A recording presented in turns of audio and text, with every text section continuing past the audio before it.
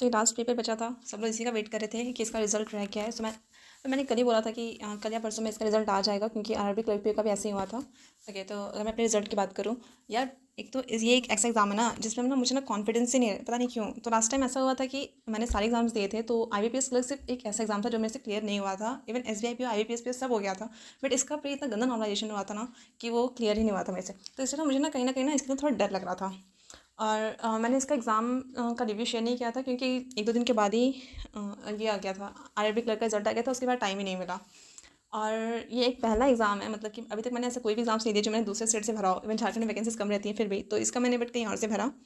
तो अगर मैं अपने अटैम्प्ट्स बताऊँ तो मैंने रीजनिंग में 35 अटैम्प्ट किए थे, इंग्लिश में 30 एंड कॉन्ट्स में 26। तो कॉन्ट्स के अटैम्प्ट थोड़े कम हो गए थे मेरे से, और इसलिए मुझे थोड़ा डर भी लग रहा था। इंग्लिश में कम होना तो डर नहीं लगता है, पर कॉन्ट्स और रीजनिंग में कम होना तो डर लगता है थोड़ा सा, क्योंकि वही दोनों स्कोर को ज़्यादा बढ़ाते हैं।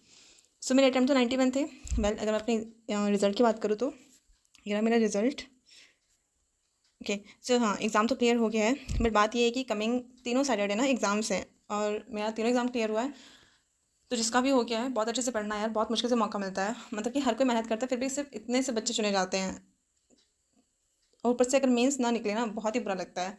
और जिसका नहीं हुआ है, बस इसके बाद वाले से ही आपके 3 और एग्जाम्स आ रहे हैं, सबसे इंपॉर्टेंट एग्जाम है। मैंने ऐसे बहुत से लोगों को देखा है जो इन सब एग्जाम्स को नहीं क्लियर पाए, फिर भी SBIPO या IBPS PO क्लियर किए हैं। तो 15 या 16 को IBPS PO होगा, उसके ही एक दो वीक के बाद SBI क्लर्क और SBI PO। तो तीनों का तीनों एग्जाम लाइन में है, तो बस ये देखना कि गलती कहाँ हुई है और उस पर मेहनत करना, तो एग्ज़ाम हो जाएगा। स्ट्रेस में आके टाइम मत वेस्ट करना अपना। ओके।